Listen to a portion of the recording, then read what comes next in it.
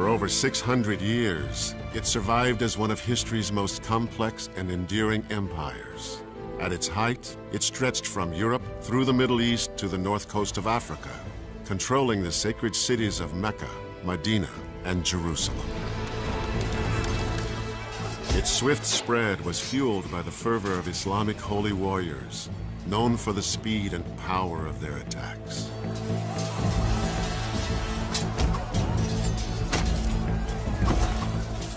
Yet it is an empire also remembered for its cultivation of art and architecture, and the development of a legal code. This is the story of a vast and mysterious kingdom, a kingdom where sultans and pashas schemed, and a harem of concubines produced heirs for the throne. It is an empire that continues to shape our world today. This is the Ottoman Empire.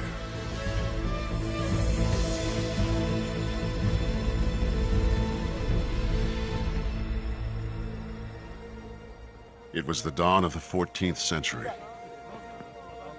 On the Anatolian plateau in what is now modern-day Turkey, nomadic tribes of Muslim Turks enjoyed a pastoral existence, breeding livestock, cultivating crops, and following the seasons with their families and their herds.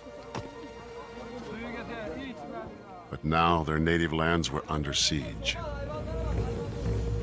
Barbaric hordes of Mongol horsemen were advancing from the east. Known for their swift and ruthless raids, these Mongol warriors had created a 13th century empire that stretched from Europe's eastern edge to the Pacific. Threatening on the west were Christian armies from the once great but now weakened Byzantine Empire.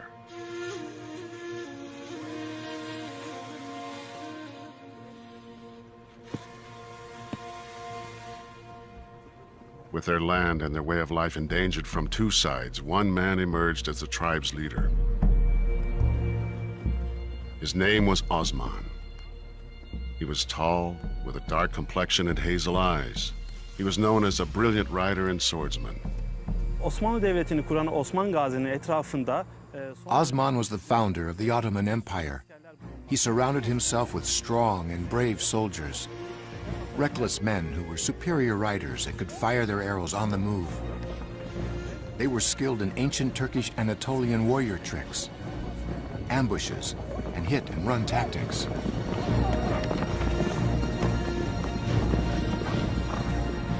The key military attribute in the early years was speed. They moved very fast. They were excellent horsemen.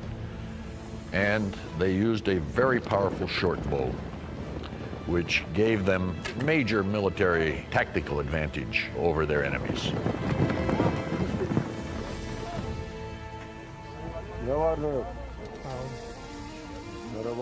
Contemporary accounts portrayed Osman as a man of the people, a down-to-earth leader.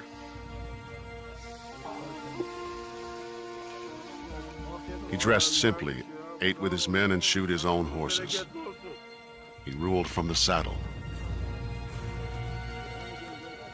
Osman must have been a charismatic individual who combined that with a steady stream of military successes.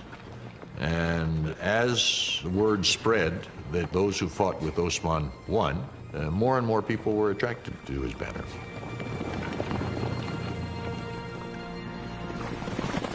By the early 1300s, the Mongols withdrew, fearing the growing strength of the Ottomans.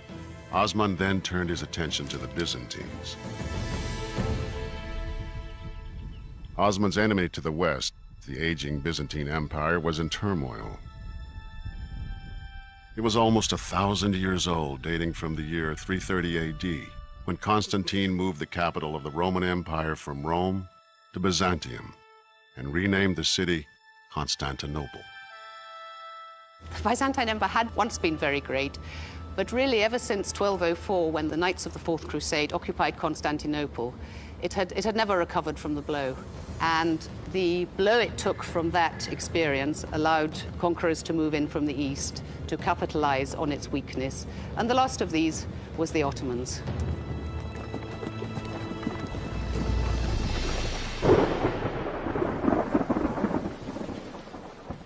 In In the spring of 1302, fate smiled on Osman and his followers.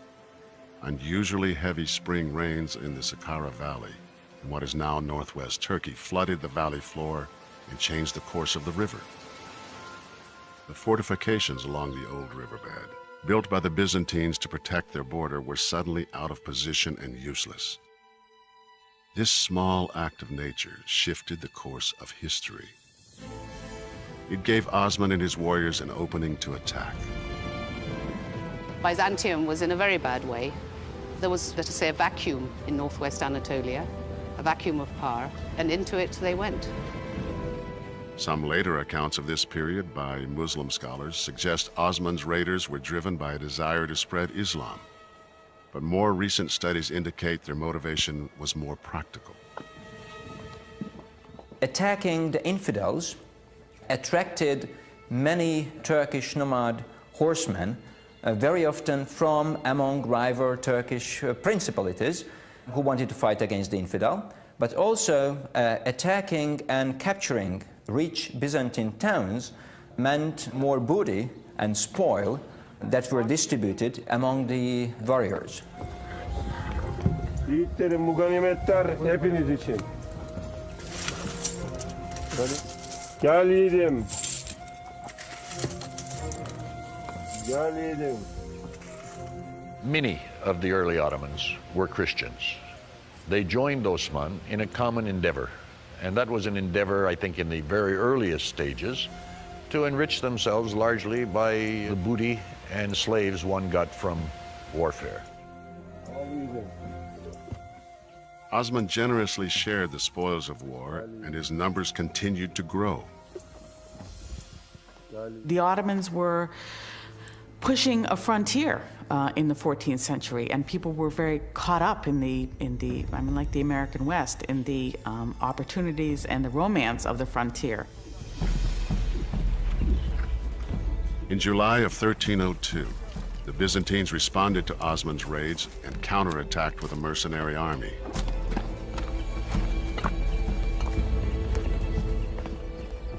Osman used tactics he had learned from the Mongols. He dispatched a small squad to lure the Byzantines into a deadly ambush.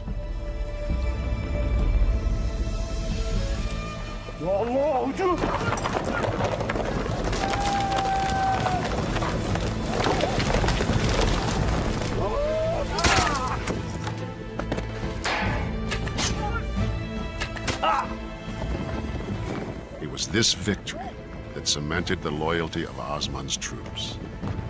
If you were a leader, the absolutely most basic thing you had to do was to get a group of fighting men who would be loyal to you, and their loyalty to you would transcend their loyalty to their tribe. Osman's principality, a small strip of land about the size of Manhattan, was born. By 1307, his fighting force, which began with less than 400 soldiers, numbered over 4,000. His followers became known as Osmanlis. Western languages translated the word as Ottomans. Osman's power grew not just from the force of his personality, but also from the belief in his divine right to lead.